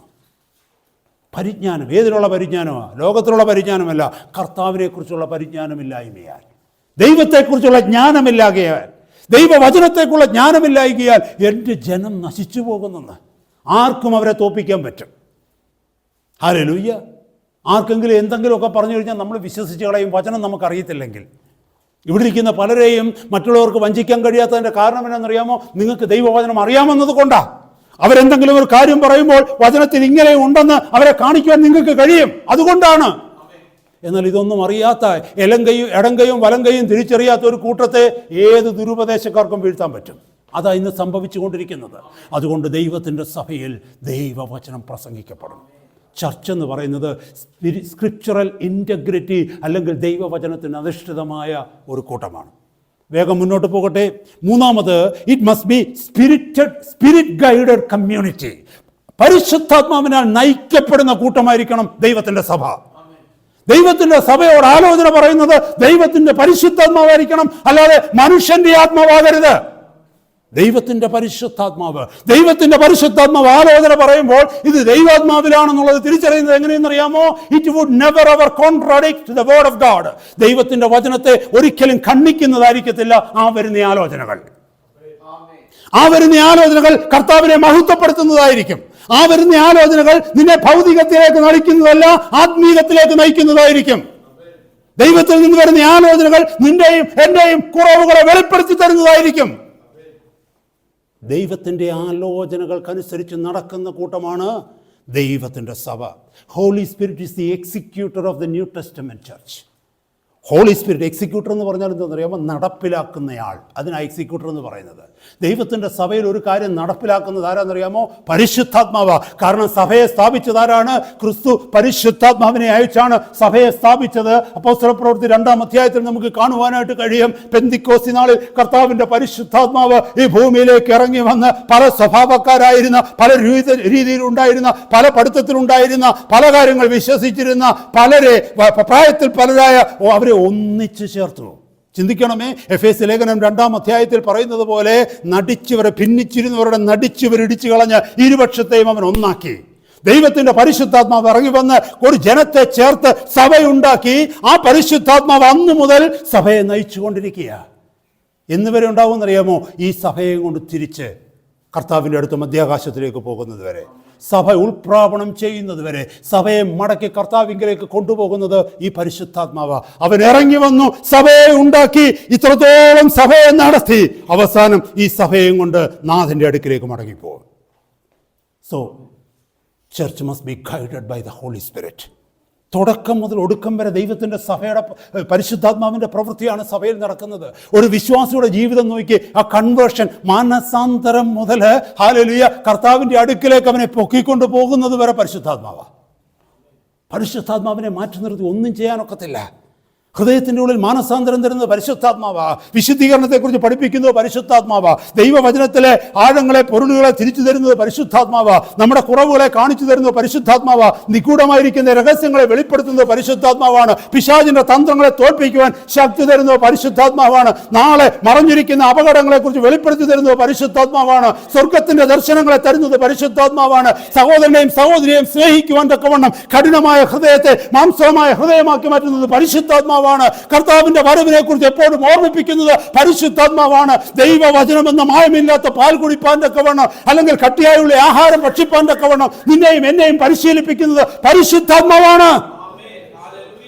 എനിക്കും നിങ്ങൾക്കും കഴിയാത്തതിനെ നമ്മളിലൂടെ ചെയ്തെടുക്കുവാൻ തക്കവണ്ണം ആത്മശക്തി നമ്മുടെ മേൽ പകരുന്നത് പരിശുദ്ധാത്മാവാണ്. ആഗ്രഹത്തെ തരുന്നത് പരിശുദ്ധാത്മാവാണ്. ലോകത്തെ വെറുക്കുവാൻ കൃപ തരുന്നത് പരിശുദ്ധാത്മാവാണ്. ശത്രുവിനെ ഭയപ്പെടാതെ അവനെതിരെ നിൽക്കുവാൻ കൃപ തരുന്നത് പരിശുദ്ധാത്മാവാണ്. വാളിനെതിരെ, തോക്കിനെതിരെ വിശ്വാസത്തിന് വേണ്ടി നിലനിർത്തുന്നത് പരിശുദ്ധാത്മാവാണ്. ഈ പരിശുദ്ധാത്മാവിനെ മാറ്റി നിർത്തിയാൽ ഒരു കൂട്ടവും സഭയാകത്തില്ല, ദൈവസഭയാകത്തില്ല. community must be guided by the Holy Spirit. Then only that can be called a church. സമയം പോകുന്നതുകൊണ്ട് ഞാൻ പെട്ടെന്ന് അവിടെ നിർത്തുന്നു. ഹല്ലേലൂയ. അടുത്ത പോയിന്റ്, നാലാമത്, there must be intentional fellowship. Hallelujah. ആത്മാർത്ഥമായ കൂട്ടായ്മയുള്ള കൂട്ടമാണ് സഭ. കൂട്ടായ്മ ഉണ്ടായിരിക്കണം അവിടെ. ഹല്ലേലൂയ. കൂട്ടായ്മ ഇല്ലെങ്കിൽ അത് സഭയാകത്തില്ല, അത് വെറും ക്ലബോ പബോ ആയിരിക്കും, അല്ലെങ്കിൽ സോഷ്യൽ ക്ലബുകളായിരിക്കും. അപ്പുറത്തിരിക്കുന്ന ആളിനെ ഇപ്പുറത്തിരിക്കുന്ന ആളിനെ എനിക്കറിയത്തില്ല, അവരുമായിട്ട് എനിക്കൊരു ബന്ധവുമില്ല, അവരുമായിട്ട് എനിക്കൊരു ഉത്തരവാദിത്വമില്ല. അങ്ങനെയാണെങ്കിൽ അതെങ്ങനെയാണ് സഭയാകുന്നത്? നമ്മൾ ഏതെങ്കിലും റെസ്റ്റോറൻറ്റിൽ പോയി കഴിഞ്ഞാൽ അവിടെ ഉള്ളവരുമായിട്ടൊന്നും നമ്മൾ ബന്ധം സ്ഥാപിക്കാൻ പോകത്തില്ല. പണ്ടൊക്കെ സിനിമ കാണാൻ തക്കവണ്ണം ടാക്കേസിൽ സിനിമയിൽ പോകുന്ന കാലഘട്ടം ഉണ്ടായിരുന്നു. അവിടെ പോയാൽ മുമ്പിലിരിക്കുന്നവരും പുറകിലിരിക്കുന്നവരും ഇടവും വലം ഇരിക്കുന്നവരും നമുക്കറിയത്തില്ല. അതുമല്ല സഭയാകുമോ? സഭയെന്ന് പറഞ്ഞാൽ നിന്റെ മുമ്പിലിരിക്കുന്ന ആളിനെ കുറിച്ച് നിനക്ക് ഉത്തരവാദിത്വമുണ്ട്, നിന്റെ പിന്നിലിരിക്കുന്ന ആളിനെ കുറിച്ച് ഉത്തരവാദിത്വമുണ്ട്, ഇടത്തും വലത്തും ഇരിക്കുന്ന ആളിനെ കുറിച്ച് ഉത്തരവാദിത്വമുണ്ട്. അതാണ് സഭ. There must be intentional fellowship. Intentional എന്ന് പറഞ്ഞാൽ മനഃപൂർവമായ ഒരു ബന്ധമുണ്ടാകണം. ഭാവനയിലുള്ള ബന്ധമല്ല, സ്വപ്നത്തിലുള്ള ബന്ധമല്ല, മറ്റൊരാളെ കാണിക്കാനുള്ള ബന്ധമല്ല. ഹൃദയത്തിന്റെ ഉള്ളിൽ നിന്ന് ആത്മാർത്ഥതയോടെ മനഃപൂർവ്വമായിട്ടുള്ള ഇന്റൻഷൻ ആയിരിക്കണം, അല്ലാതെ ആക്സിഡന്റൽ ആയിരിക്കരുത്. It must be intentional. There must be intentional fellowship. പെട്ടെന്ന് ഞാനൊന്ന് പറയട്ടെ. 1 കൊരിന്ത്യർ 12-ാം അധ്യായത്തിന്റെ 27-ാമത്തെ വാക്യം ഒന്ന് വായിച്ചേ. 1 കൊരിന്ത്യർ 12-ാം അധ്യായത്തിന്റെ പ്രത്യേകത എന്താണെന്ന് വെച്ചാൽ, ദൈവസഭയെക്കുറിച്ച് വളരെ വ്യക്തമായിട്ട് സിമ്പിൾ ലാംഗ്വേജിൽ പരിശുദ്ധാത്മാവ് എഴുതിയിരിക്കുക. ഒരു മനുഷ്യന്റെ ശരീരത്തോട് ദൈവത്തിന്റെ സഭയെ ഉപമിച്ചിരിക്കുക. അവിടെ 12-27 എന്ന് വായിച്ചു നോക്കിയാൽ അവിടെ എഴുതിയിരിക്കുന്നു, എന്നാൽ നിങ്ങൾ ക്രിസ്തുവിന്റെ ശരീരവും ഓരോരുത്തൻ വെവ്വേറായി അവയവങ്ങളാകുന്നു. Thank you pastor. പറഞ്ഞിരിക്കുന്ന വാക്യം കണ്ടോ? നിങ്ങൾ ക്രിസ്തുവിൻ്റെ ശരീരമാണെന്ന് സഭയോട് പറയുകയാണ്. നിങ്ങൾ ക്രിസ്തുവിൻ്റെ ശരീരമാണ്, എന്നിട്ട് നിങ്ങൾ ഓരോരുത്തരും വെവ്വേറെയായി അവയവങ്ങളുമാകുന്നു എന്ന് പറഞ്ഞാൽ ദൈവത്തിൻ്റെ സഭയെ നോക്കിക്കൊണ്ട് പരിശുദ്ധാത്മാവ് എഴുതിയിരിക്കുന്നു, സഭ ക്രിസ്തുവിൻ്റെ ശരീരമാണ്. ഞാനും നിങ്ങളും വിശ്വാസികൾ ഓരോരുത്തരും അവൻ്റെ ശരീരത്തിൻ്റെ അവയവങ്ങളാണ്. അപ്പോൾ ശരീരത്തിലെ അവയവങ്ങൾ എന്തായിരിക്കണം? മുകളിൽ എഴുതി വെച്ചിട്ടുണ്ട്. കണ്ണിന്, അവിടെ എഴുതിയിരിക്കുന്നു, കണ്ണിന് കൈയോട് നിന്നെക്കൊണ്ട്, 21-ാമത്തെ വാക്യം, കണ്ണിന് കൈയോട് നിന്നെക്കൊണ്ട് എനിക്ക് ആവശ്യമില്ല എന്നും തലയ്ക്ക് കാലുകളോട് നിങ്ങളെക്കൊണ്ട് എനിക്ക് ആവശ്യമില്ല എന്നും പറഞ്ഞുകൂടാ. 26 മുതലുള്ള വാക്യം നോക്കിയേ. 25, ശരീരത്തിൽ ഭിന്നത വരാതെ അവയവങ്ങൾ അന്യോന്യം ഒരുപോലെ കരുതേണ്ടതിനായി ദൈവം കുറവുള്ളതിന് അധികം മാനം കൊടുത്തുകൊണ്ട് ശരീരത്തെ കൂട്ടിച്ചേർത്തിരിക്കുന്നു. അതിനാൽ ഒരവയവം കഷ്ടം അനുഭവിക്കുന്നുവെങ്കിൽ അവയവങ്ങളൊക്കെയും കൂടെ കഷ്ടം അനുഭവിക്കുക. ഒരവയവത്തിന് മാനം വന്നാൽ അവയവങ്ങളൊക്കെയും കൂടി സന്തോഷിക്കുന്നു. ഇതാണോ? ഇങ്ങനെ ഉണ്ടെങ്കിലേ അത് സഭയാകൂ. എൻ്റെ സഹോദരനോ സഹോദരിക്കോ ഒരു കഷ്ടം വന്നാൽ അത് എൻ്റെ കഷ്ടമാണെന്ന് ഏറ്റെടുത്ത് അവരെ പോയി സന്ദർശിക്കുകയും എന്നെ കൊണ്ട് കഴിയുന്ന ഭൗതിക കാര്യങ്ങൾ ചെയ്യുകയും ആത്മീയമായി അവർക്ക് വേണ്ടി ഇടിവിൽ നിന്ന് പ്രാർത്ഥിക്കുകയും കഷ്ടം സഹിക്കുവാൻ ഞാൻ തയ്യാറാവുകയും ചെയ്യുന്നെങ്കിൽ അതാണ് സഭ. എങ്കിൽ മാത്രമേ ഞാനൊരു വിശ്വാസിയാകൂ. അവനെക്കുറിച്ച് എനിക്ക് ഉത്തരവാദിത്വമില്ല, അവളെക്കുറിച്ച് എനിക്ക് ഉത്തരവാദിത്വമില്ലെന്ന് പറഞ്ഞാൽ you are not a believer in Christ, you are not a Christian, and you are neither in the church. അവിടെ എഴുതിയിരിക്കുന്നു. ഒത്തിരി കാര്യങ്ങളൊക്കെ ഇതിനെക്കുറിച്ചൊക്കെ പറയണം, ഒരുപാട് വാക്യങ്ങളൊക്കെ പറയണമെന്നുണ്ട്. ഞാൻ ചെയ്യുന്നില്ല, വാക്യങ്ങളൊന്നും എടുക്കുന്നില്ല. സഹോദരങ്ങളെ, നമുക്കൊക്കെ അറിയാവുന്ന ഒത്തിരി വാക്യങ്ങളുണ്ട്. ഹല്ലേലൂയ. കർത്താവ് നമ്മളെ കൂട്ടിച്ചേർത്തിരിക്കുന്നു. നമുക്ക് ആ ഒരു ബന്ധമുണ്ടോ സഹോദരന്മാരോടും സഹോദരിമാരോടും? ദൈവത്തിൻ്റെ സഭയിൽ നിന്നെ ആക്കി വെച്ചിരിക്കുന്ന സഭയിൽ അങ്ങനെ ഒരു ഉത്തരവാദിത്വം നിനക്കുണ്ടോ? സഭയിലെ കുഞ്ഞുങ്ങളെ കുറിച്ച് അങ്ങനെ ഒരു ഭാരം നമുക്കുണ്ടോ? ഇല്ല എങ്കിൽ എന്നെ കേൾക്കുന്ന സഹോദര സഹോദരി, മുമ്പേ പറഞ്ഞതുപോലെ റിപ്പന്റ്, മാനസാന്തരപ്പെട്ട് മടങ്ങി വാ, സമയം അവസാനിക്കുന്നതിന് മുമ്പേ. ഹല്ലേലൂയ. അങ്ങനെ ഇല്ലാത്തൊരു കൂട്ടത്തിന്റെ നടുവിലാ നീയെങ്കിൽ അതിനെ സഭയെന്ന് വിളിച്ചോ, ദൈവസഭയെന്ന് വിളിക്കരുത്. അങ്ങനെ ഒരു കൂട്ടത്തെയാ സഹോദര നീ പണിതുയർത്തുന്നെങ്കിൽ നീ പണിതുയർത്തുന്നത് സഭയല്ല, നീ ഒരു ശുശ്രൂഷകനുമല്ല. നമ്മൾ മറന്നു പോകരുത് സഹോദരങ്ങളെ. These are the features, these are the characteristics of a church, a true church, hallmarks of a true church. ഒരു ദൈവസഭയുടെ മുഖമുദ്രകളാണ് നമ്മൾ കേൾക്കുന്നത്. ഞാൻ വേഗം മുന്നോട്ട് പോകട്ടെ. അടുത്ത 5 മിനിറ്റിനുള്ളിൽ ദൈവവചനം നിർത്തുവാനായിട്ട് ഞാൻ ആഗ്രഹിക്കുന്നു. 5-ാമത്തെ വാക്യം, 5th point, passing the torch. വെളിച്ചം കൈമാറണം. ഇവിടെ വന്നിരിക്കുന്നവരാരും കരുതരുത്, ഹല്ലേലൂയ, ഞാൻ കർത്താവിനെ അറിഞ്ഞു, കർത്താവിൻ്റെ വഴിയിൽ വിശ്വസ്തയോടെ ജീവിക്കുന്നു, എൻ്റെ ജീവകാലമൊക്കെയും കർത്താവിനെ ഞാൻ സേവിക്കും, എൻ്റെ ഉത്തരവാദിത്വം കഴിഞ്ഞില്ല. അടുത്ത തലമുറയ്ക്ക് നിന്റെ ടോർച്ച് കൈമാറണം, എങ്കിലേ നിന്റെ ഉത്തരവാദിത്വം തീരൂ. അടുത്ത തലമുറയിലേക്ക് നിന്റെ വെളിച്ചത്തെ നീ കൈമാറണം. ഹല്ലേലൂയ. കഴിഞ്ഞൊരു തലമുറ ആ വെളിച്ചം നമുക്ക് കൈമാറിയത് കൊണ്ടാ ഇന്ന് ഈ വെളിച്ചത്തിൽ നമുക്ക് നിൽക്കുവാൻ കഴിയുന്നത്. ഹല്ലേലൂയ. അടുത്ത തലമുറയിലേക്ക് വെളിച്ചം കൈമാറാത്ത ഒരു കൂട്ടമാണ് നിന്റെ കൂട്ടമെങ്കിൽ അതൊരു സഭയല്ല. ദൈവത്തിന്റെ തിരുവചനത്തിൽ നിന്നൊരു ഭാഗം എടുത്ത് 2 തീമോത്തി 2:2, 2 തീമോത്തി 2:2. അവിടെ അപ്പോസ്തലനായ പൗലോസ് തീമോത്തിയോട് പറയുകയാണ്, നീ പല സാക്ഷികളുടെ മുമ്പാകെ എന്നോട് കേട്ടതെല്ലാം മറ്റുള്ളവരെ ഉപദേശിക്കുവാൻ സമർത്ഥരായ വിശ്വസ്ത മനുഷ്യരെ ഭരമേൽപ്പിക്കുക. എന്തുകൊണ്ടാണെന്നറിയാമോ? വിശ്വസിച്ച് സ്നാനപ്പെട്ട് മനസ്സാന്തരപ്പെട്ട് വിശ്വസിച്ച് സ്നാനപ്പെട്ട് ദൈവസഭയിൽ ഉള്ള കുഞ്ഞുങ്ങളെ അവർ 14 വയസ്സുള്ളവരായിക്കൊള്ളട്ടെ 13 വയസ്സുള്ളവരായിക്കൊള്ളട്ടെ അവരെ ശുശ്രൂഷയിലേക്ക് കൊണ്ടുവരുന്നതും ശുശ്രൂഷയിൽ അവരെ നിർത്തി ജൂനിയർ ചർച്ചുകളിൽ പ്രസംഗിപ്പിക്കുകയും ചെയ്യുന്നത് എന്തിനാണെന്നറിയാമോ? അടുത്ത തലമുറയിലേക്ക് ഒരു ജനത്തെ, കുറച്ച് ലീഡേഴ്സിനെ ദൈവസഭ വാർത്തെടുക്കുകയാണ്. ഇംഗ്ലീഷിൽ ഒരു സേയിങ് ഉണ്ട്, success without A successor is A failure. നിന്നെ അനുഗമിക്കുവാൻ ഒരു അനുഗാമി ഇല്ലെങ്കിൽ നിന്റെ ജീവിതം വേസ്റ്റാണ്. നീയും ഞാനും ഈ ഭൂമി വിട്ടു പോകുമ്പോൾ എന്റെയും നിന്റെയും സ്ഥാനത്ത് നിൽക്കുവാൻ ചിലരെ നിന്റെ ജീവിതകാലത്ത് ഒരുക്കുവാൻ നിനക്ക് കഴിഞ്ഞില്ലെങ്കിൽ നിന്റെ ജീവിതം മഹാതോൽവിയായി പോയി. ദൈവസഭയുടെ ഉത്തരവാദിത്തമാണ് നമുക്ക് ലഭിച്ചിരിക്കുന്ന വെളിച്ചം അടുത്ത തലമുറയ്ക്ക് കൈമാറുക എന്നുള്ളത്. ഞാൻ എൻ്റെ വാക്കുകളെ നിർത്തുകയാണ്. Hallelujah.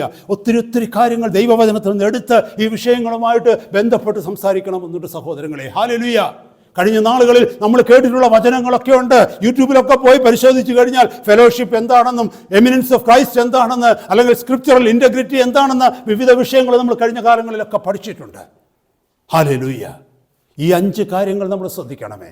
1 testimony of Jesus, 2 scriptural integrity, 3 spirit guided community, 4 intentional fellowship, 5 passing the torch. ക്രിസ്തു അധിഷ്ഠിതമായ, ക്രിസ്തുവിന് ഹല്ലേലൂയ മേൽക്കോയ്മ കൊടുക്കുന്ന, ക്രിസ്തുവിനെ മുന്നിൽ നിർത്തുന്ന, ക്രിസ്തുവിനെ ഉയർത്തുന്ന ഒരു കൂട്ടമാണ് ദൈവത്തിൻ്റെ സഭ. 2 ദൈവവചനത്തിന് ആശ്രിതമായുള്ള ഒരു കൂട്ടമാണ് ദൈവത്തിൻ്റെ സഭ. 3 ഹല്ലേലൂയ ദൈവത്തിൻ്റെ പരിശുദ്ധാത്മാവിനെ നയിക്കപ്പെടുന്ന കൂട്ടമാണ് ദൈവത്തിൻ്റെ സഭ. 4 ആത്മാർത്ഥമായ കൂട്ടായ്മയുള്ള ഒരു കൂട്ടമാണ് ദൈവത്തിൻ്റെ സഭ. 5 തങ്ങൾക്ക് ലഭിച്ച വെളിച്ചത്തെ ഭാവി തലമുറയ്ക്ക് കൈമാറുന്ന കൂട്ടമാണ് ദൈവത്തിൻ്റെ സഭ. ഞാൻ എൻ്റെ വാക്കുകളെ കർത്താവിൻ്റെ സന്നിധിയിൽ നിർത്തുന്നു. ഇന്നത്തെ രാത്രി കേൾപ്പിച്ച വചനം, ഇന്നത്തെ പകൽക്കാലം കേൾപ്പിച്ച വചനത്തിനായിട്ട് കർത്താവിന് നമുക്ക് സ്തോത്രം ചെയ്യാം.